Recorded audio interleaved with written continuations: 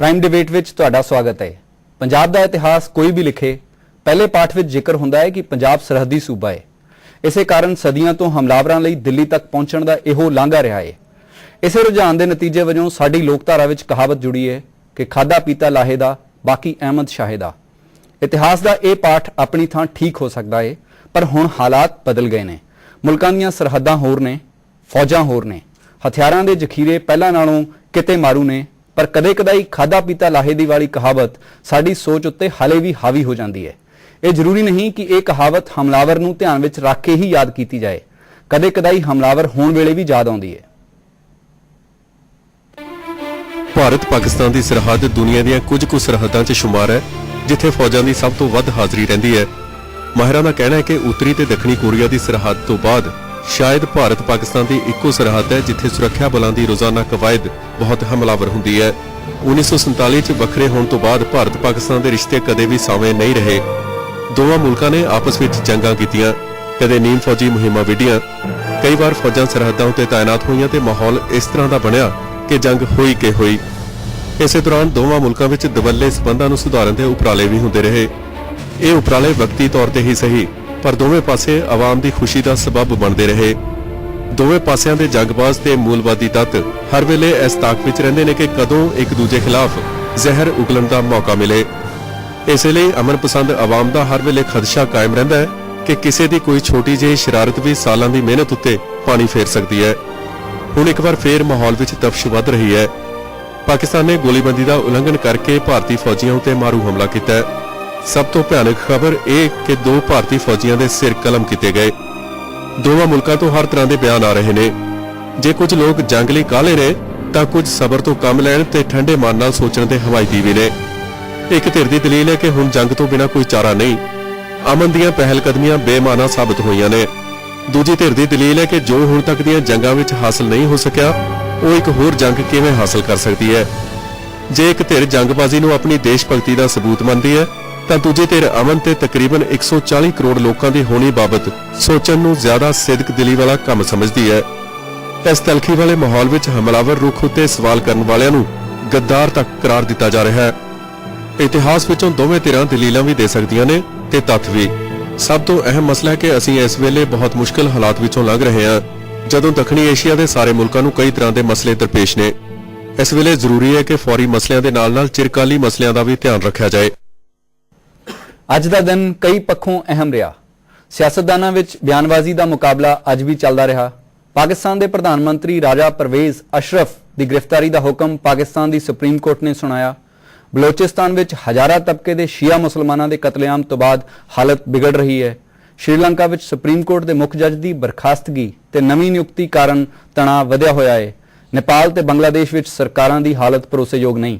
ਇਹਨਾਂ ਸਾਰੇ ਮੁਲਕਾਂ ਦੀ ਗੱਲ ਇਸ ਕਰਕੇ ਕੀਤੀ ਹੈ ਤਾਂ ਜੋ ਸਾਨੂੰ ਪਤਾ ਲੱਗ ਸਕੇ ਕਿ ਕਿਸ ਤਰ੍ਹਾਂ ਦੇ ਕੌਮਾਂਤਰੀ ਮਾਹੌਲ ਵਿੱਚ ਅਸੀਂ ਭਾਰਤ ਪਾਕਿਸਤਾਨ ਦਰਮਿਆਨ ਵਧੇ ਕਲੇਸ਼ ਦੀ ਚਰਚਾ ਕਰ ਰਹੇ ਹਾਂ।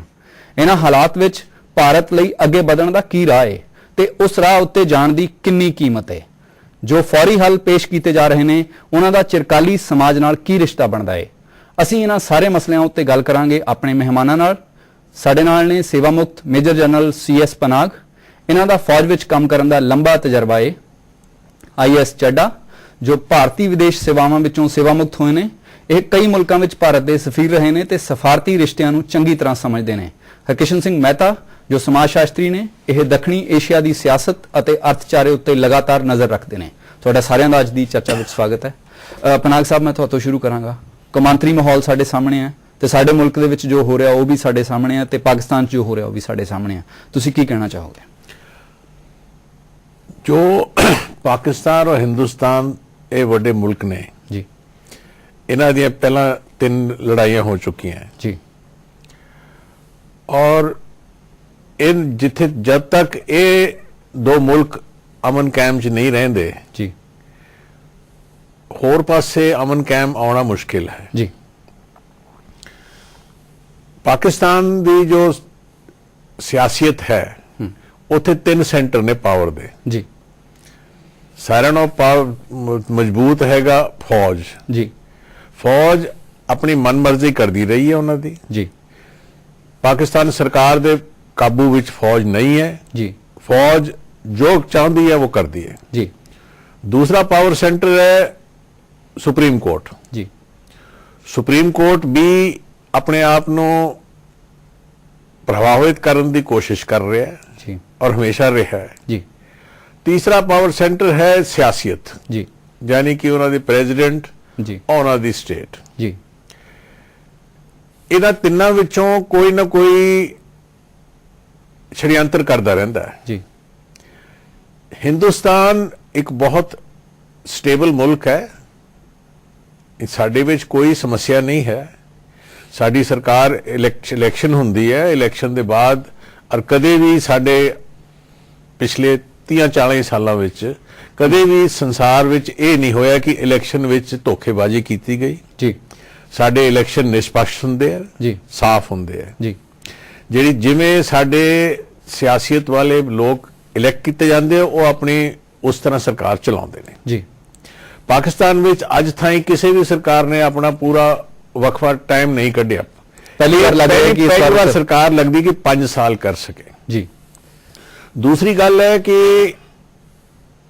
ਜਦੋਂ ਵੀ ਪਾਕਿਸਤਾਨ ਔਰ ਹਿੰਦੁਸਤਾਨ ਦੇ ਹਾਲਾਤ ਸੁਧਰਨ ਦਾ ਟਾਈਮ ਆਉਂਦਾ ਹੈ ਜੀ तो पाकिस्तानी फौज ਨੂੰ डर लग जाता है कि जे हालत सुधर गई तो साड़ी इत्थे इस मुल्क विच अहमियत टुट जाएगी। जी इस करके वो कुछ ना कुछ छड़यंत्र कर देंगे ने। जी पिछे देखो जदों वाजपेयी साहब और उन्होंने प्राइम मिनिस्टर नाल गल अगे बढ़ रही सी, जी पाकिस्तान ने दी फौज ने बिना सरकार नूं दस्या कारगिल दा लड़ाई शुरू कराती। जी तो वापस असी एक दूए दे गल फड़न ते पहुंच गए जी और जो अमन दा माहौल सी वो टुट गया। जी उस तो बाद कई साल लगे ने।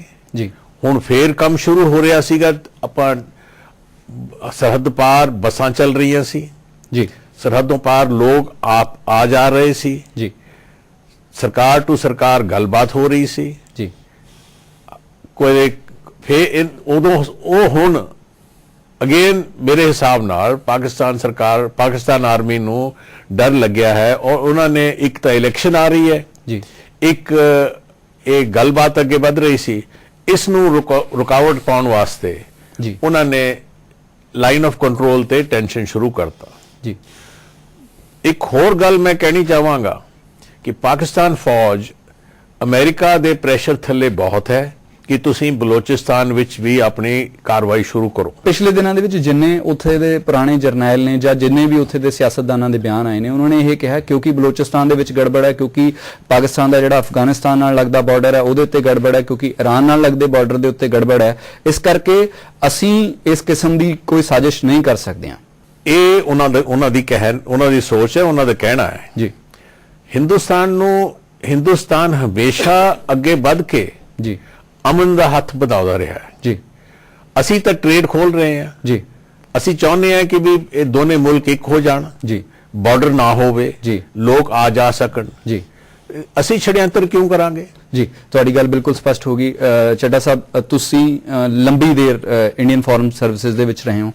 ਇਸ ਮਾਹੌਲ ਦੇ ਵਿੱਚ, ਜਿਸ ਕਿਸਮ ਦਾ ਮਾਹੌਲ ਹੈ ਜਿੱਥੇ ਬਹੁਤ ਸਾਰੇ ਲੋਕ ਗੱਲ ਕਰ ਰਹੇ ਨੇ ਕਿ ਮਿਲਟਰੀ ਸੋਲੂਸ਼ਨ ਹੀ ਇੱਕ ਸੋਲੂਸ਼ਨ ਹੋ ਸਕਦਾ ਹੈ, ਉਸ ਵਿੱਚ ਜਿਹੜੇ ਸਫਾਰਤੀ ਸੰਬੰਧ ਨੇ ਜਾਂ ਜਿਹੜਾ ਡਿਪਲੋਮੈਟਿਕ ਜਿਹੜੇ ਰਿਲੇਸ਼ਨ ਨੇ ਉਹਨਾਂ ਦੀ ਕੀ ਅਹਿਮੀਅਤ ਹੈ? बहुत ज़्यादा अहमियत है। मिलिट्री सोल्यूशन कोई सोल्यूशन नहीं है जी। पाकिस्तान ने कई बार जिस तरह इन्होंने बयान किया है, कोशिश की है, लेकिन हर बारी उन्होंने हार ही मिली है जी। ते लेकिन वो बाज नहीं आ रहे और जेडे इंटरनल हालात के बारे इन्होंने जिक्र किया है, उस करके हुण फिर वो एक्टिविटी बढ़ गई है जी। इन्होंने 3 पावर सेंटर का बयान किया है, मैं चौथा उहदे ऐड करांगा। ISI रह गया नहीं, ISI तो आर्मी एस्टैब्लिशमेंट दे इंक्लूडेड है। मैं मेंशन करांगा जी उन्हों की हाफिज सईद वाली जी सिंबलाइज कर दी है जिस पावर सेंटर नो जी, वो काफी अगे आ गई है। इस जेडे हुण इंसीडेंट्स होए जी, इहदे च उन्हां दा काफी हथ है जी, इहदा काफी एविडेंस है साडे कोल जी। अच्छा, बलोचिस्तान का इन्होंने बयान किया है, अफगानिस्तान ईरान का तुसीं बयान किया है। अफगानिस्तान पर्टिकुलरली अमरीकन फौजां हुण जाण दी तैयारी कर रही है जी, ते इन्हां दी फौजां नूं हुण थोड़ा जिहा उत्थों अगर फुरसत मिली तो वो चाहते हैं कि इस पासे ਜ਼ਿਆਦਾ ਧਿਆਨ ਦਿੱਤਾ ਜਾਏ ਕਿਉਂਕਿ ਉੱਥੇ ਇਲੈਕਸ਼ਨ ਆ ਰਹੇ ਨੇ ਇਸ ਕਰਕੇ ਉਹ ਆਪਣੀ ਸਟਰੈਂਥ ਫਿਰ ਤੋਂ ਦਿਖਾਣਾ ਚਾਹੁੰਦੇ ਨੇ ਇਸ ਕਰਕੇ ਵਧੇ ਨੇ ਜੀ ਉਹ ਸਾਡੇ ਕੋਲ ਕੀ ਚਾਰਾ ਹੈ ਸਾਡੇ ਕੋਲ ਕੋਈ ਚਾਰਾ ਨਹੀਂ ਹੈ ਸਿਵਾਏ ਇਸ ਦੇ ਕਿ ਜਿਹੜਾ ਪੀਸ ਪ੍ਰੋਸੈਸ ਇੰਟਰਰਪਟ ਹੋਇਆ ਉਸ ਨੂੰ ਫਿਰ ਤੋਂ ਲਾਈਨ ਤੇ ਲਿਆਇਆ ਜਾਏ ਜੀ ਕਈ ਹੁਣ ਸਾਡੇ ਮੁਲਕ ਵਿੱਚ ਬੜੇ ਬਿਆਨਬਾਜ਼ੀ ਹੋ ਰਹੀ ਹੈ ਜਿਸ ਤਰ੍ਹਾਂ ਤੁਸੀਂ ਕਹਿ ਰਹੇ ਹੋ ਲੋਕ ਕਹਿ ਰਹੇ ਨੇ ਸਾਨੂੰ ਮੂੰਹ ਤੋੜ ਜਵਾਬ ਦੇਣਾ ਚਾਹੀਦਾ ਹੈ ਇੱਕ ਸਿਰ ਉਹਨਾਂ ਨੇ ਲਿਆ ਅਸੀਂ ਸਾਨੂੰ 10 ਲਿਆਣੇ ਚਾਹੀਦੇ ਨੇ ਇਹ ਗਲਤ ਹੈ ਇਹ ਸਾਨੂੰ ਬੈਲੈਂਸਡ ਸੋਚ ਦੀ ਜ਼ਰੂਰਤ ਹੈ ਇਸ ਵੇਲੇ ਔਰ ਠੰਡੇ ਦਿਮਾਗ ਨਾਲ ਸੋਚਣਾ ਕਿ ਕੀ ਕਰਨਾ ਚਾਹੀਦਾ ਹੈ ਅਸੀਂ ਮਿਲਟਰੀ ਸੋਲੂਸ਼ਨ ਤੇ ਕਦੇ ਸੋਚ ਹੀ ਨਹੀਂ ਸਕਦੇ ਜੀ ਔਰ ਕਿਉਂ ਨਹੀਂ ਸੋਚ ਸਕਦੇ ਇਹ ਕਾਫੀ ਆਬਵੀਅਸ ਹੈ ਸਾਡੇ ਕੋਲ ਹੋਰ ਕੋਈ ਚਾਰਾ ਨਹੀਂ ਹੈ ਇਸ ਦੇ ਸਿਵਾਏ ਕਿ ਡਾਇਲੌਗ ਪ੍ਰੋਸੈਸ ਨੂੰ ਵਧਾਇਆ ਜਾਏ ਔਰ ਜਿਹੜੇ ਮਸਲੇ ਆ ਰਹੇ ਨੇ ਇਹਨਾਂ ਨੂੰ ਪੀਸਫੁਲੀ ਸੁਲਝਾਇਆ ਜਾਏ ਹੋਰ ਕੋਈ ਚਾਰਾ ਨਹੀਂ ਜੀ ਮਹਿਤਾ ਸਾਹਿਬ ਜਿਹੜੀ ਇੱਕ ਗੱਲ ਹੈ ਕਿ ਜਦੋਂ ਵੀ ਇੱਥੇ ਅਮਨ ਦਾ ਮਾਹੌਲ ਹੁੰਦਾ ਉਦੋਂ ਵੀ ਜਿਹੜੇ ਅਮਨ ਪਸੰਦ ਲੋਕ ਨੇ ਉਹਨਾਂ ਦਾ ਇੱਕ ਖਦਸ਼ਾ ਬਣਿਆ ਰਹਿੰਦਾ ਕਿ ਕੋਈ ਇੱਕ ਛੋਟੀ ਜਿਹੀ ਸ਼ਰਾਰਤ ਨਾਲ ਵੀ ਮਸਲਾ ਗੜਬੜ ਹੋ ਸਕਦਾ ਹੈ ਜਾਂ ਕਿਸੇ ਦਾ ਜਿਹਨੂੰ ਨਾ ਪਸੰਦ ਹੈ ਉਹਦੀ ਕਿਸੇ ਨਾ ਕਿਸੇ ਕਿਸਮ ਦੀ ਕਾਰਵਾਈ ਨਾਲ ਵੀ ਇਹ ਮਸਲਾ ਗੜਬੜ ਹੋ ਸਕਦਾ ਹੈ ਤਕਰੀਬਨ ਉਸੇ ਕਿਸਮ ਦੇ ਹਾਲਾਤ ਇਸ ਵੇਲੇ ਹੈ ਨੇ ਤੁਸੀਂ ਕੀ ਕਹਿਣਾ ਚਾਹੋਗੇ ਇਹ ਗੱਲ ਜਿਹੜੀ ਚੱਡਾ ਸਾਹਿਬ ਨੇ ਕਹੀ ਹੈ ਨਾ ਹਿੰਦੁਸਤਾਨ ਵਾਸਤੇ ਸਭ ਤੋਂ ਅੱਛਾ ਤਰੀਕਾ ਇਹ ਹੀ ਹੈ ਜਿਹੜਾ ਇਹਨਾਂ ਨੇ ਬਿਆਨ ਕੀਤਾ ਇਸ ਤੋਂ ਬਿਹਤਰ ਨਹੀਂ ਹੋ ਸਕਦਾ ਅੱਜ ਦੀ ਗਲੋਬਲਾਈਜ਼ਡ ਵਰਲਡ ਵਿੱਚ ਜਿਹੜਾ ਖਾਸ ਕਰਕੇ ਜਿੰਨਾ ਨਾਰਥ ਇੰਡੀਆ ਵੇ right starting from the national capital region up to Punjab Himachal Pradesh etcetera ਜੀ ਇੱਥੇ ਦੀ ਜਿਹੜੀ ਡਿਵੈਲਪਮੈਂਟ ਦੀ ਸਟੇਜ ਹੈ ਤੇ ਅਗਰ ਅਸੀਂ ਗਲੋਬਲਾਈਜੇਸ਼ਨ ਦਾ ਕੁਝ ਐਡਵਾਂਟੇਜ ਲੈਣਾ ਚਾਹੁੰਦੇ ਹਾਂ ਬਾਈ ਐਕਸਪੋਰਟਿੰਗ ਸਰਟਨ ਕਮੋਡਿਟੀਜ਼ ਜਿਹੜੀ ਅਸੀਂ ਮੈਨੂਫੈਕਚਰ ਕਰਦੇ ਹਾਂ ਤਾਂ ਜਿੰਨੀਆਂ ਸਕੀਮਾਂ ਹੁਣ ਤੱਕ ਗਵਰਨਮੈਂਟ ਆਫ ਇੰਡੀਆ ਇਹਦੇ ਬਾਰੇ ਬਣਾ ਰਹੀ ਹੈ ਜਾਂ ਗੱਲਾਂ ਬਾਤਾਂ ਵਿੱਚ ਬਹੁਤ ਜ਼ਿਕਰ ਹੋ ਰਿਹਾ ਹੈ ਕਿ ਅਸੀਂ ਡੈਡੀਕੇਟਿਡ ਕੋਰੀਡੋਰਸ ਬਣਾ ਕੇ ਅਸੀਂ ਬੰਬਈ ਤੱਕ ਜਾਂ ਗੁਜਰਾਤ ਦੇ ਕਿਸੇ ਪੋਰਟ ਤੱਕ ਅਸੀਂ ਰੇਲਵੇ ਬਣਾ ਦੇਾਂਗੇ ਕੰਟੇਨਰ ਉੱਥੇ ਚਲੇ ਜਾਣਗੇ ਜੀ ਇਹ ਇੱਕ ਹਕੀਕਤ ਤੋਂ ਦੂਰ ਵਾਲੀ ਗੱਲ ਹੈ ਜੀ ਇਹ ਹੋਣ ਵਾਲਾ ਨਹੀਂ ਕਿਉਂਕਿ ਬਹੁਤ ਸਾਰੀ ਇੰਡਸਟਰੀ ਆਲਰੇਡੀ ਵੈਸਟਰਨ ਇੰਡੀਆ ਵਿੱਚ ਹੈ ਇੰਨਾ ਵੱਡਾ ਪਹਾੜਾ ਦੇ ਕੇ ਇੱਥੇ ਵਾਲੇ ਜਿਹੜੀ ਰੀਜਨ ਹੈ ਇੱਥੇ ਦੀ ਜਿਹੜੀ ਇੰਡਸਟਰੀ ਹੋਏਗੀ ਪੰਜਾਬ ਦੀ ਹਰਿਆਣੇ ਦੀ ਦਿੱਲੀ ਰਾਜਸਥਾਨ ਜਿਹੜੇ ਇਹ ਸਾਰੇ ਏਰੀਆ ਦੀ ਸਾਡੇ ਵਾਸਤੇ ਜਿਹੜਾ ਤਰੀਕਾ ਹੈ ਜਿਹੜਾ ਸਹੀ ਹੋ ਸਕਦਾ ਵੇ ਉਹ ਇਹ ਕਿ ਅਸੀਂ ਪਾਕਿਸਤਾਨ ਐਂਡ ਵਾਇਆ ਪਾਕਿਸਤਾਨ ਅਗਲੇ ਜਿਹੜੇ ਮੁਲਕ ਹੈ ਜੀ ਜਿਸ ਤਰ੍ਹਾਂ ਅਫਗਾਨਿਸਤਾਨ ਹੈ ਮੱਧ ਏਸ਼ੀਆ ਸੈਂਟਰ ਏਸ਼ੀਆ ਵੇ ਜੀ ਇਹਨਾਂ ਨਾਲ ਅਸੀਂ ਵਪਾਰ ਵਧਾ ਸਕੀਏ ਜੀ ਸਾਡੇ ਲਈ ਜ਼ਰੂਰੀ ਕਿਉਂਕਿ ਅਸੀਂ ਸਭ ਇੱਕ ਗੱਲ ਪਰ ਮੈਂ ਹੈਰਾਨ ਹਾਂ ਮੇਰਾ ਸਾਹਿਬ ਇੱਕ ਗੱਲ ਜਿਹੜੀ ਜੋ ਦੋਨੋਂ ਨੂੰ ਕੋਈ ਜਵਾਬ ਦੇਗਾ ਇਸ ਗੱਲ ਦਾ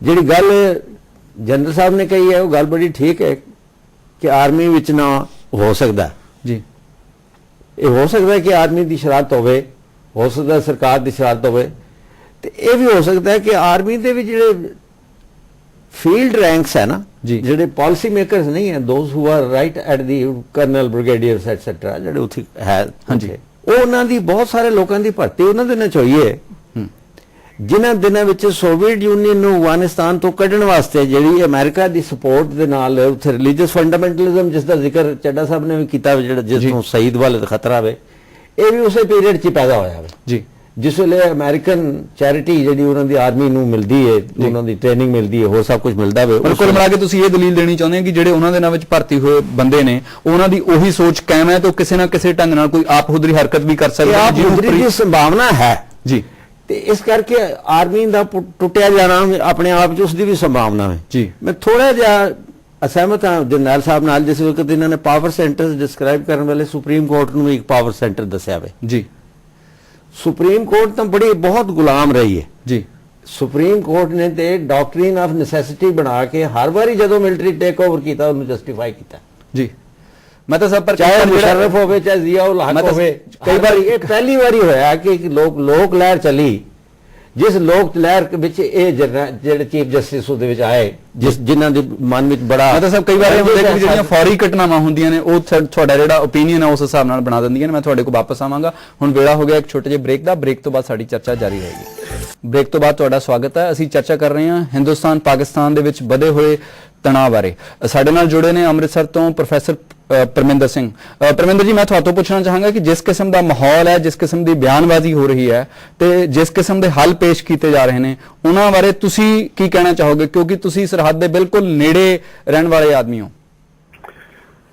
ਇਹ ਗੱਲ ਸਿਰਫ ਸਰਹੱਦ ਦੇ ਨੇੜੇ ਰਹਿਣ ਦੀ ਗੱਲ ਨਹੀਂ ਹੈ ਕਿ ਮੈਂ ਕਿਉਂਕਿ ਇਸ ਮੁਲਕ ਦਾ ਵਾਸੀ ਹਾਂ ਜੀ ਤੇ ਜਾਂ ਐਂ ਕਹਿੰਦਾ ਜਾਂ ਮੈਂ ਇਸ ਖਿੱਤੇ ਦਾ ਵਾਸੀ ਹਾਂ ਜੀ। ਇੱਕ ਗੱਲ ਮੈਂ ਪੱਕੇ ਤੌਰ ਤੇ ਕਹਿ ਸਕਦਾ ਕਿ ਇਸ ਵੇਲੇ ਹਿੰਦੁਸਤਾਨ ਤੇ ਪਾਕਿਸਤਾਨ ਦੇ ਲੋਕ ਹੈ ਜੀ ਉਹ ਜੰਗ ਬਿਲਕੁਲ ਨਹੀਂ ਚਾਹੁੰਦੇ। ਜੀ ਪਿਛਲੇ ਸਮੇਂ ਜਿਸ ਕਿਸਮ ਦਾ ਹੁੰਗਾਰਾ ਸ਼ਾਂਤੀ ਵਾਲੀ ਗੱਲ ਨੂੰ ਦੋਨਾਂ ਪਾਸੇ ਲੋਕਾਂ ਵੱਲੋਂ ਮਿਲਦਾ ਰਿਹਾ ਹੈ, ਜੀ ਉਹ ਇਸ ਗੱਲ ਦਾ ਗਵਾਹ ਹੈ ਕਿ ਲੋਕ ਸ਼ਾਂਤੀ ਚਾਹੁੰਦੇ ਆ, ਜੰਗ ਤੋਂ ਬਗੈਰ ਰਹਿਣਾ ਚਾਹੁੰਦੇ ਆ। ਜੀ ਨੰਬਰ 2, ਜਿਹੋ ਜਿਹੇ ਬਿਆਨ ਇਸ ਵੇਲੇ ਖਾਸ ਤੌਰ ਤੇ ਕੁਝ ਰਾਜਨੀਤਿਕ ਨੇਤਾਵਾਂ ਵੱਲੋਂ ਆਏ ਵੀ 10 ਸਿਰ ਲੈ ਕੇ ਉਹਨਾਂ ਬਦਲੇ 1 ਸਿਰ ਬਦਲੇ, ਜਾਂ ਇਹੋ ਜਿਹਾ ਜਨਰਲ ਬਿਕਰਮ ਸਿੰਘ ਦਾ ਬਿਆਨ ਜਿਹੜਾ ਆਉਣਾ ਹੈ ਜੀ ਵੀ ਜਿਨ੍ਹਾਂ ਨੇ ਬਹੁਤ ਸਖਤ ਹੌਕਿਸ਼ ਬਿਆਨ ਕੱਢ ਦਿੱਤਾ ਹੈ, ਜੀ ਜਿਹੜਾ ਇਹ ਮਾਹੌਲ ਤਿਆਰ ਕੀਤਾ ਜਾ ਰਿਹਾ ਹੈ, ਜੀ ਇਹ ਲੋਕਾਂ ਦੀ ਸ਼ਾਂਤੀ ਦਾ ਜੋ ਇਸ ਵੇਲੇ ਇਰਾਦਾ ਉਸ ਦੇ ਬਿਲਕੁਲ ਖਿਲਾਫ ਹੈ। ਜੀ ਤੀਸਰੀ ਗੱਲ ਮੈਂ ਨਾਲ ਜ਼ਰੂਰ ਕਹਿਣੀ ਚਾਹੁੰਦਾ ਕਿ ਜਿਹੜਾ ਸਾਡੀ ਇਹ ਇੱਕ ਆਲਮੋਸਟ ਕਾਫੀ ਲੰਬੇ ਸਮੇਂ ਤੋਂ ਹੈਬਿਟ ਬਣੀ ਹੋਈ ਹੈ ਤੇ Pakistan is all black and India is all white,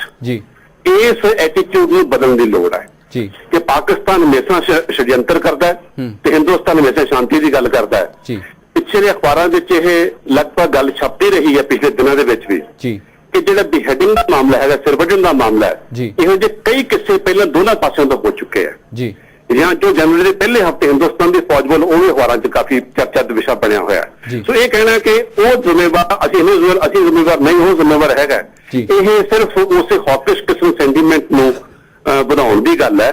ਜੀ। ਸਾਨੂੰ ਲੋਕਾਂ ਦੇ ਪੱਧਰ ਤੇ ਹਮੇਸ਼ਾ ਇਸ ਗੱਲ ਪ੍ਰਤੀ ਜ਼ੋਰ ਲਾਉਣਾ ਚਾਹੀਦਾ ਹੈ ਕਿ ਜੀ। ਕਿਸੇ ਤਰ੍ਹਾਂ ਜੰਗ ਨਾ ਹੋਵੇ, ਕਿ ਜੰਗ ਆਪਣੇ ਸੁਭਾਅ ਦੇ ਪੱਖੋਂ, ਮੂਲ ਦੇ ਪੱਖੋਂ ਜੀ ਲੋਕ ਵਿਰੋਧੀ ਹੈ, ਲੋਕਾਂ ਨੂੰ ਨੁਕਸਾਨ ਹੁੰਦਾ ਹੈ, ਔਰ ਖਾਸ ਤੌਰ ਤੇ ਉਹਨਾਂ ਲੋਕਾਂ ਜਿਹੜੇ ਲੋਕ ਬਾਰਡਰ ਦੇ ਕੋਲ ਵਸਦੇ ਆ, ਜੀ। ਆਪਣੀ ਖੇਤੀਬਾੜੀ ਕਰਦੇ, ਛੋਟਾ ਵਪਾਰ ਕਰਦੇ ਆ, ਜੀ ਇਹ ਸਾਰਾ ਉਹਨਾਂ ਲੋਕਾਂ ਦੇ ਇੰਟਰਸਟ ਦੇ ਖਿਲਾਫ, ਹਿੱਤ ਦੇ ਖਿਲਾਫ ਇਹ ਲੜਾਈ ਜਾਵੇਗੀ ਅਗਰ ਹੋਈ ਤਾਂ। ਜੀ। ਤੇ ਮੇਰਾ ਖਿਆਲ ਬਹੁਤ ਦੁਖਦਾਈ ਘਟਨਾ ਹੋਵੇਗੀ ਅਗਰ ਸਾਡੀ ਸਰਕਾਰ ਤੇ ਸਾਡੀ ਫੌਜ ਜਾਂ ਉਹਨਾਂ ਦੀ ਫੌਜ ਇਸ ਪਾਸੇ ਨੂੰ ਹਾਲਾਤ ਲੈ ਕੇ ਜਾਣਗੇ ਤਾਂ। ਜੀ ਪਰਮਿੰਦਰ ਜੀ, ਤੁਸੀਂ ਸਾਡੇ ਨਾਲ ਜੁੜੇ, ਤੁਹਾਡਾ ਬਹੁਤ ਬਹੁਤ ਧੰਨਵਾਦ।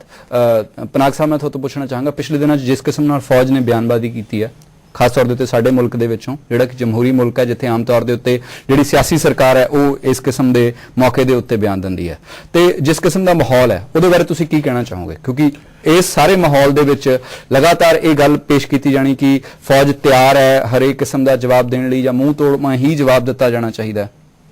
ਜੀ ਫੌਜ ਹਮੇਸ਼ਾ ਤਿਆਰ ਹੁੰਦੀ ਹੈ ਜੀ ਔਰ ਫੌਜ ਜਦੋਂ ਮੂੰਹ ਤੋੜ ਜਵਾਬ ਦੇਣਾ ਚਾਹੇ, ਜੀ ਇਹ ਸਰਕਾਰ ਦੇ ਇਸ਼ਾਰੇ ਦੇ ਉੱਤੇ ਹੀ ਹੋ ਸਕਦਾ ਹੈ। ਜੀ। ਹਿੰਦੁਸਤਾਨੀ ਫੌਜ ਜੋ ਸਾਡੀ ਸਿਆਸਤ ਸਰਕਾਰ ਹੈ, ਜੀ ਉਹਦੇ ਪਾਲਿਸੀ ਮੁਤਾਬਕ ਕੰਮ ਕਰਦੀ ਹੈ। ਜੀ ਪਾਕਿਸਤਾਨ ਵਿੱਚ ਇਹ ਗੱਲ ਨਹੀਂ ਹੈ। ਜੀ। ਇਹ ਪਹਿਲਾਂ ਵੀ ਸਾਬਤ ਹੋ ਚੁੱਕੀ ਹੈ, ਅੱਜ ਵੀ ਸਾਬਤ। ਜੀ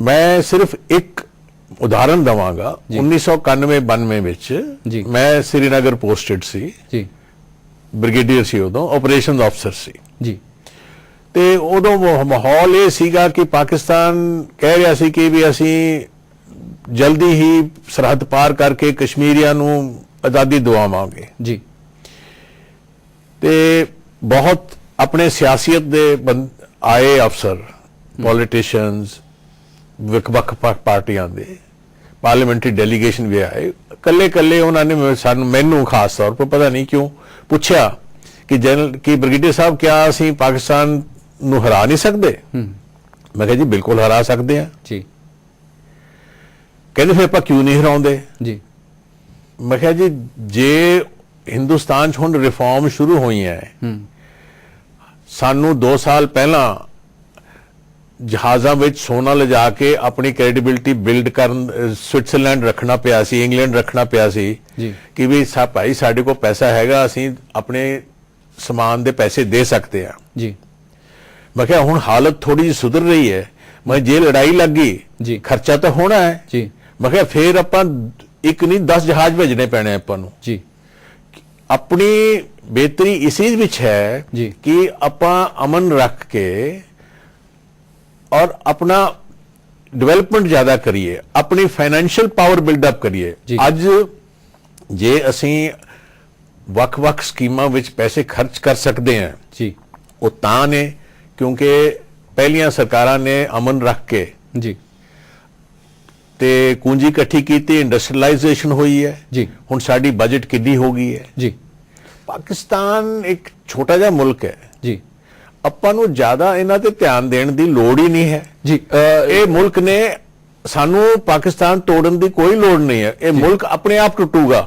ਜੀ। ਅਗਲੇ 10 ਸਾਲਾਂ ਦੇ ਵਿੱਚ। ਜੀ, ਉਹਨਾਂ ਦੀ ਅੰਦਰੂਨੀ ਹਾਲਤ ਇਹ ਹੈ। ਜੀ, ਇਹ ਵੀ ਅਕਸਰ ਜਿਹੜੇ ਫੌਜੀ ਜਰਨੈਲਾਂ ਦਾ ਖਾਸ ਤੌਰ ਦੇ ਉੱਤੇ ਬਿਆਨ ਹੁੰਦਾ ਕਿ ਵੀ ਉਹਨਾਂ ਦੇ ਨਾਲ ਲੜਾਈ ਕਰਕੇ ਸਾਨੂੰ ਉਹਨਾਂ ਨੂੰ ਇਕੱਠਾ ਕਰਨ ਦੀ ਬਜਾਏ ਜੋ ਉੱਥੇ ਹੋ ਰਿਹਾ ਇੱਕ ਪਾਸੇ ਹੋਣਾ ਚਾਹੀਦਾ। ਪਰ ਦੂਜੀ ਗੱਲ ਹੈ ਕਿ ਜਦੋਂ ਇਸ ਕਿਸਮ ਦੀ ਜਿਹੜੀ ਗੱਲਬਾਤ ਆਉਂਦੀ ਹੈ ਤੇ ਇਸ ਕਿਸਮ ਦੀ ਬਿਆਨਬਾਜ਼ੀ ਹੁੰਦੀ ਹੈ, ਉਸ ਵੇਲੇ ਤੁਸੀਂ ਕੀ ਖਾਸ ਤੌਰ ਦੇ ਉੱਤੇ ਜੇ ਤੁਸੀਂ ਉੱਥੇ ਹੋਵੋ ਜਿੱਥੇ ਇਹ ਸਾਰੀ ਘਟਨਾ ਹੋਈ ਹੈ, ਤੇ ਕਿਸ ਕਿਸਮ ਦਾ ਜਿਹੜਾ ਰਿਸਪੌਂਸ ਹੈ ਤੁਹਾਨੂੰ ਲੱਗਦਾ ਕਿ ਉਹ ਅਪਰੋਪਰੀਏਟ ਹੁੰਦਾ ਸਰਕਾਰ ਦੇ ਪੱਧਰ ਤੇ, ਫੌਜ ਦੇ ਪੱਧਰ ਤੇ ਜਾਂ ਡਿਪਲੋਮੈਟਿਕ ਚੈਨਲ ਦੇ ਵਿੱਚੋਂ? ਦੇਖੋ, ਜਿਹੜੇ ਅੱਗੇ ਜਵਾਨ ਨੇ, ਅੱਗੇ ਅਫਸਰ ਨੇ ਜੀ, ਉਹਨਾਂ ਦਾ ਖੂਨ ਖੌਲਦਾ ਹੈ ਜੀ। ਵੱਡੇ ਕਮਾਂਡਰਾਂ ਦਾ ਕੰਮ ਹੁੰਦਾ ਹੈ ਓਵਰਆਲ ਸਿਚੁਏਸ਼ਨ ਦੇਖ ਕੇ ਹਿਸਾਬ ਸਿਰ ਕੰਮ ਕਰਨਾ ਹੈ। ਜੀ, ਜੋ ਬਿਆਨ ਆਰਮੀ ਚੀਫ ਨੇ ਦਿੱਤਾ ਹੈ ਜੀ, ਬਹੁਤ ਸੋਚ ਸਮਝ ਕੇ ਦਿੱਤਾ ਹੈ ਜੀ। ਇਹ ਜ਼ਰੂਰੀ ਨਹੀਂ ਕਿ ਇਹ ਬਿਆਨ ਤੋਂ ਬਾਅਦ ਇੱਕਦਮ ਜੰਗ ਛੇੜੀ ਜਾਏਗੀ। ਜੀ, ਇਹ ਇੱਕ ਮੈਸੇਜ ਦੇਣ ਦਾ ਤਰੀਕਾ ਹੈ ਜੀ, ਕਿ ਭਾਈ ਤੁਸੀਂ ਸੰਭਲ ਜਾਓ, ਜੀ, ਅਸੀਂ ਆਪਣੀ ਮਰਜ਼ੀ ਨਾਲ ਕਰ ਸਕਦੇ ਹਾਂ, ਕਰ ਅਸੀਂ ਵੀ ਸਕਦੇ ਹਾਂ, ਜੀ, ਪਰ ਤੁਸੀਂ ਰਹਿਣ ਦਿਓ ਇਸ ਨੂੰ। ਜੀ। ਤਾਂ ਮੇਰੇ ਵਿਚਾਰ ਨਾਲ ਉਹਨਾਂ ਦੇ ਜੋ ਆਰਮੀ ਚੀਫ ਦਾ ਬਿਆਨ ਹੈ ਉਹ ਉਹੀ ਟੁਕਮਾ ਰਿਸਪੌਂਸ ਸੀਗਾ ਜਿਹੜਾ ਹੋਣਾ ਚਾਹੀਦਾ। ਹਾਂ, ਉਹਨਾਂ ਕੇ ਰਿਸਪੌਂਸ ਸੀਗਾ। ਜੀ। ਉਹਨਾਂ ਨੇ ਇਹ ਸਾਫ਼ ਕਰਤਾ ਕਿ ਵੀ ਮੈਂ ਆਪਣੇ ਥੱਲੇ ਦੇ ਕਮਾਂਡਰਾਂ ਨੂੰ ਆਦੇਸ਼ ਦੇ ਦਿੱਤਾ ਹੈ ਵੀ ਤੁਸੀਂ ਡਰਨ ਦੀ ਕੋਈ ਲੋੜ ਨਹੀਂ, ਪੁੱਛਣ ਦੀ ਕੋਈ ਲੋੜ ਨਹੀਂ, ਜੇ ਹਰਕਤ ਹੁੰਦੀ ਹੈ ਤੁਸੀਂ ਆਪਣੀ ਕਾਰਵਾਈ ਕਰੋ। ਜੀ, ਜੀ। ਫਿਰ ਵੀ ਮੈਨੂੰ ਪਤਾ ਹੈ ਫੌਜ ਦੇ ਵਿੱਚ ਬਹੁਤ ਸਟ੍ਰਿਕਟ ਕੰਟਰੋਲ ਰਹਿੰਦਾ ਹੈ। ਜੀ। तो ये हालत आउट ऑफ कंट्रोल जान दी कोई उम्मीद नहीं है। जी। छोटी मोटी फुटकट गल्लां ਹੁੰਦੀਆਂ ਰਹਿਣਗੀਆਂ और वो एलओसी ਤੇ ਹੁੰਦੀਆਂ ਹੀ ਹੈ। जी, ਤੁਹਾਡੀ ਗੱਲ ਬਿਲਕੁਲ ਸਪਸ਼ਟ ਹੋ ਗਈ। ਹਾਂਜੀ ਚੱਡਾ ਸਾਹਿਬ, ਤੁਸੀਂ ਕੁਝ ਕਹਿਣਾ? मैं ये कहना चाहूंगा कि जो कुछ आर्मी चीफ ने किया है, जी, इंप्रेशन ये क्रिएट होया है कि शायद आर्मी और सरकार विच कुछ डिफरेंसेस हैं। जी। ये गलत है। जी। कोई डिफरेंसेस नहीं है। जी। इन्होंने ठीक किया कि आर्मी बड़ी डिसिप्लिन्ड फोर्स है। जी। और हमेशा सरकारी जिहड़ी सियासी उन्हां दी पॉलिसी है उहदे अंदर रही है। जी। और उस कोई डिफरेंस मैनूं नहीं नजर आंदा। जी। ये जरूरी सी उन्हां दा कहना कि ताकि फौजां दा मोराल हाई रहे। जी। थोड़ा मोराल डाउन हो रहा सी जी। कि आके सारे सिर कट के चले जाते हैं। जी। उन्होंने मैसेज दिता है कि तुसी मोराल हाई रखो। जी। और मुंह तोड़ जवाब दो, लेकिन जो भी करो जी, वो एलओसी दी सैंक्टिटी नू ऑब्जर्व करो। जी। सीज फायर दी सैंक्टिटी नू ऑब्जर्व करो। जी। लेकिन अगर उधरों वायलेशन होंदी है, ਤੁਹਾਡੇ ਤੇ ਅਟੈਕ ਹੁੰਦਾ, ਤੁਸੀਂ उसका जवाब ਦਿਓ। जी। लेकिन ये जवाब ਜਿਹੜਾ है सरकारी पॉलिसी ਦੇ अंदर रहना चाहिए। जी। ਜਿਹੜੀ सरकारी पॉलिसी है वो बयान की गई है फॉरेन मिनिस्टर ने। जी। फॉरेन मिनिस्टर ने साफ किया है कि सानू ठंडे दिमाग नाल इस चीज नू टैकल करना चाहिए। जी। ये जड़ा बयानबाजी हो रही है इसनू ठंडा करना चाहिए। जी। एक पॉइंट मैं जरूर कहूँगा कि पाकिस्तान में काफ़ी आपस में डिफरेंसेस हैं। आर्मी एस्टैब्लिशमेंट एक तरफ है, जी फंडामेंटलिस्ट वो तकरीबन उन्होंने नाल ने, जुडिशरी एक तरफ है, सिविलियन एक तरफ है। सारे मुल्क च हमेशा यूनिटी रही है, लेकिन हुण थोड़ी जी मैनू लग रही है कि उस यूनिटी च थोड़ा जा थोड़ी जी दरार आई है। जी। क्योंकि साढ़े भी मुल्क इलेक्शन होने वाले ने, इतने जल्दी नहीं, लेकिन और साल 1.5 साल तक सारे मुल्क में इलेक्शन होंगे। उन्होंने नज़र रखते हुए जिहड़े अपोजिशन ने बयान किए ये मेरे ख्याल गलत ने। सानू ये इंप्रेशन नहीं देना चाहिए कि असी इन्हां मामलों ते आपस में एकजुट नहीं हाँ। सानू इकट्ठे होकर चलना चाहिए। ये दोनों सरकार ने और अपोजिशन ने दोनों ने मिलकर इस बारे सोच विचार करनी चाहिए, ताकि असी जो बाहर के मुल्कों नू ਇਹ ਨਾ ਇੰਪ੍ਰੈਸ਼ਨ ਦਈਏ ਕਿ ਅਸੀਂ ਆਪਸ ਵਿੱਚ ਡਿਵਾਈਡਡ। ਹਾਂਜੀ ਮਹਿਤਾ ਸਾਹਿਬ, ਤੁਸੀਂ ਨੇ ਇੱਕ ਜਵਾਬ ਦਿਓ ਬਿਲਕੁਲ ਸੰਖੇਪ ਚ। ਜਿਸ ਤਰੀਕੇ ਨਾਲ ਸਾਡੇ ਜਰਨੈਲ ਸਾਹਿਬ ਨੇ ਤੇ ਫੋਰਨ ਮਿਨਿਸਟਰੀ ਅਫੇਅਰ ਦੇ ਨਾਲ ਜੁੜੇ ਹੋਏ ਪੈਨਲਿਸਟ ਨੇ ਗੱਲ ਸਾਰੀ ਕਹੀ ਹੈ, ਤੇ ਜਿਸ ਕਿਸਮ ਦਾ ਮਾਹੌਲ ਹੈ ਖਾਸ ਤੌਰ ਤੇ ਜਿਸ ਕਿਸਮ ਦੀ ਬਿਆਨਬਾਜ਼ੀ ਹੋਈ ਹੈ, ਉਹਦੇ ਵਿੱਚ ਇਹੀ ਕਿਹਾ ਜਾਏਗਾ ਕਿ ਇਹ ਦੇਸ਼ ਭਗਤ ਨਹੀਂ, ਇਹ ਤਾਂ ਬਹੁਤ ਕਮਜ਼ੋਰ ਆਦਮੀ ਨੇ। ਜਿਹੜੀ ਇਹ ਦਲੀਲ ਹੈ ਇਸ ਦੇ ਪੱਖ ਦੇ ਵਿੱਚ ਤੁਸੀਂ ਕੀ ਕਹਿਣਾ ਚਾਹੋਗੇ? मैं तो समझता वहाँ के जड़ा आर्मी चीफ ने भी बयान दिता हुआ मेरी नज़रों में उतना ही मंदभागा वे जी, उतना ही अनफॉर्चुनेट है जितना कि अपोजिशन वाला। जी। इस तो पहला जड़ा नेवी चीफ ने भी स्टेटमेंट चाइना के कंटैक्सट में इस तरह का दिता सी, जी, मैं उसमें भी मंदभागा समझदा वा। जी। डॉक्टर परमिंदर सिंह ने जी हुणे थोड़ी देर पहला गल की सी, मैं उस गल नूं बड़ा अहम समझदा वां। मैं सवाल अपनी गल पिछली स्टेटमेंट देना चाहता सा, रुक गया। वो ये वे कि हिंदुस्तान ਸਾਰੇ ਇਸ ਸਾਊਥ ਏਸ਼ੀਆ ਦੇ ਵਿੱਚ ਸਾਰਿਆਂ ਨਾਲ ਮੁਲਕਾਂ ਨਾਲ ਬਾਰਡਰ ਲੱਗਦਾ ਇਹਦਾ ਜੀ ਤੇ ਵੱਡਾ ਮੁਲਕ ਹੈ ਜੀ ਹੋਰਾਂ ਨਾਲੋਂ ਜ਼ਿਆਦਾ ਤਰੱਕੀ ਕਰ ਸਕਿਆ ਵੇ ਜੀ ਆਪਣੀ ਇੰਨੀ ਸਾਰੀ ਡਾਈਵਰਸਿਟੀ ਦੇ ਬਾਵਜੂਦ ਵੀ ਔਰ ਇਤਨੀਆਂ ਸਾਰੀਆਂ ਤਕਲੀਫਾਂ ਦੇ ਬਾਵਜੂਦ ਵੀ ਹਾਲੇ ਤੱਕ ਇਕੱਠਾ ਰਿਹਾ ਵੇ ਤੇ ਸ਼ਾਇਦ ਅੱਗੇ ਵੀ ਰਹੇਗਾ ਲੱਗਦਾ ਵੇ ਇਸ ਤਰ੍ਹਾਂ ਜੀ। ਕਿਉਂਕਿ ਇੱਥੇ ਦੀ ਇਲੈਕਟੋਰਲ ਡੈਮੋਕ੍ਰੇਸੀ ਆਪਣੇ ਆਪ ਵਿੱਚ ਇੱਕ ਫੈਕਟਰ ਹੈ ਜੀ ਲੇਕਿਨ ਇੱਕ ਮੇਰੇ ਇਹਨਾਂ ਸਾਥੀਆਂ ਵਿੱਚੋਂ ਕੋਈ ਜਵਾਬ ਦੇਵੇ ਜਾਂ ਵੈਸੇ ਪਬਲਿਕ ਜਵਾਬ ਹੋਵੇ ਕਿ ਪਰ ਹਿੰਦੁਸਤਾਨ ਦੇ ਰਿਲੇਸ਼ਨਸ ਆਪਣੇ ਕਿਸੇ ਇੱਕ ਨੇਬਰ ਨਾਲ ਵੀ ਚੰਗੇ ਨਹੀਂ ਜੀ ਬੜੀ ਹੈਰਾਨੀ ਦੀ ਗੱਲ ਹੈ ਚਾਈਨਾ ਨਾਲ ਸਾਡੇ ਰਿਲੇਸ਼ਨ ਟੈਨਸ਼ਨ ਵਾਲੇ ਹੈ ਪਾਕਿਸਤਾਨ ਨਾਲ ਸਾਡੇ ਟੈਨਸ਼ਨ ਵਾਲੇ ਹੈ ਸ੍ਰੀਲੰਕਾ ਨਾਲ ਸਾਡੇ ਟੈਨਸ਼ਨ ਵਾਲੇ ਹੈ ਨੇਪਾਲ ਨਾਲ ਸਾਡੇ ਟੈਨਸ਼ਨ ਵਾਲੇ ਹੈ ਬੰਗਲਾਦੇਸ਼ ਨਾਲ ਸਾਡੇ ਬੰਗਲਾਦੇਸ਼ ਦੇ ਨਾਲ ਸਾਡੇ ਰਿਲੇਸ਼ਨ ਟੈਨਸ਼ਨ ਵਾਲੇ ਰਹੇ ਹੈ ਜੀ ਔਰ ਉਹ ਲਗਾਤਾਰ ਹੀ ਰਹੇ ਹੈ ਜੀ। ਜਿਹੜੀ ਸੈਲਫ ਰਾਈਟੀਅਸ ਕਿਸਮ ਦੀ ਜਿਹੜੀ ਥਿੰਕਿੰਗ ਹੈ ਹਿੰਦੁਸਤਾਨ ਵਿੱਚ ਉਹ ਪਰਮਿੰਦਰ ਦੀ ਗੱਲ ਬਿਲਕੁਲ ਠੀਕ ਲੱਗਦੀ ਹੈ ਜੀ ਆਪਾਂ ਨਹੀਂ ਹੋਣੀ ਚਾਹੀਦੀ ਇਸ ਗੱਲ ਦਾ ਜਿਹੜਾ ਜਵਾਬ ਹੈ ਚੱਡਾ ਸਾਹਿਬ ਤੁਸੀਂ ਸੰਖੇਪ ਦੇ ਵਿੱਚ ਕੀ ਕਹਿਣਾ ਅਸੀਂ ਚਾਹੋਗੇ? ਪਾਲਿਸੀ ਰੈਸ਼ਨਲ ਪਾਲਿਸੀ ਬਣਾਉਣ ਦੇ ਅਸੀਂ ਤਾਂ ਕਾਮਯਾਬ ਹੋਵਾਂਗੇ ਜਦੋਂ ਅਸੀਂ ਅੰਦਰ ਵੀ ਝਾਤ ਮਾਰੀਏ ਜੀ। ਇੰਟਰੋਸਪੈਕਟ ਵੀ ਕਰੀਏ ਜੀ। ਜੇ ਅਸੀਂ ਇੰਟਰੋਸਪੈਕਟ ਨਹੀਂ ਕਰਾਂਗੇ ਨਾ ਤਾਂ ਸਾਡੇ ਨਾਲ ਵੀ ਬਹੁਤ ਬੁਰਾ ਹਾਲ ਹੋ ਸਕਦਾ ਹੈ ਕਿਉਂਕਿ ਇਨਸਟੇਬਿਲਿਟੀ ਜਿਹੜੀ ਹੈ ਕਿ ਅਸਿਊਮ ਕਰ ਲੈਣਾ ਕਿ ਹਿੰਦੁਸਤਾਨ ਜੀ, ਹਮੇਸ਼ਾ ਤੁਹਾਡੀ ਗੱਲ ਬਿਲਕੁਲ ਰਹੇਗਾ, ਸਪਸ਼ਟ ਉਹ ਮੈਂ ਨਹੀਂ ਉਸ ਹਾਂਜੀ ਚੱਡਾ ਸਾਹਿਬ ਤੁਸੀਂ ਕੀ ਕਹਿਣਾ ਚਾਹੋਗੇ? ਇਸ ਗੱਲ ਦਾ ਜਵਾਬ ਆਸਾਨ ਨਹੀਂ ਹੈ ਜੀ।